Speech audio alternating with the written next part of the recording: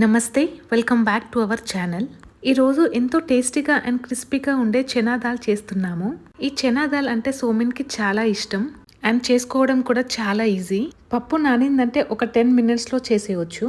మనకు నచ్చిన క్వాంటిటీలో పప్పు తీసుకొని ఒక 3-4 టైమ్స్ వాష్ చేసి ఒక 4 to 5 అవర్స్ పక్కన పెట్టి నానబెట్టుకోవాలి.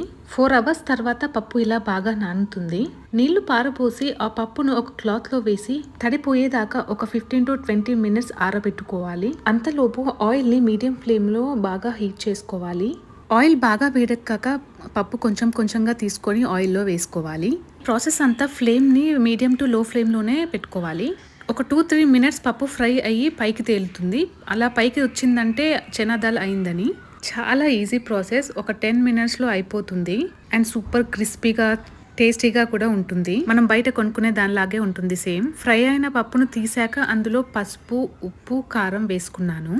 అలా మిగతా ప్రాసెస్ మొత్తం చేసుకున్నాను. ఇంకా హాఫ్ కూడా కాలేదు, అంతలోనే సోమిన్ నాకు కావాలి అని చెప్పేసి వచ్చేసి తింటున్నాడు. వాడికి ఈ పప్పులు అంటే చాలా ఇష్టం, క్రిస్పీగా ఉంటుంది కదా. అండ్ లాస్ట్లో కొంచెం కరివేపాకు ఫ్రై చేసేసాను. అట్లా సోమిన్కి చాలా ఇష్టం కరివేపాకు. లాస్ట్లో మళ్ళీ కొంచెం ఉప్పు వేసుకొని మిక్స్ చేసుకున్నాను. ఆయిల్ కూడా పెద్దగా ఏం లాగలేదు. పిల్లలకి బయట కొనిచ్చే బదులు ఇలా ఇంట్లో చేసి పెడితే చాలా టేస్టీగా అండ్ హెల్తీగా కూడా ఉంటుంది. మీరు ఎప్పుడైనా ట్రై చేశారా? నాకు కామెంట్ బాక్స్లో మెసేజ్ చేయండి. ట్రై చేయకపోతే కంపల్సరీగా ట్రై చేయండి, చాలా టేస్టీగా ఉంటుంది. అండ్ మా ఈ వీడియోస్ మీకు నచ్చినట్టయితే please like, share and subscribe. ఇలాగే సేమ్ ప్రాసెస్లో మూంగ్ దాల్తో కూడా చేసుకోవచ్చు. అది నెక్స్ట్ అప్కమింగ్ వీడియోస్లో పెడతాను. Thanks for watching our videos.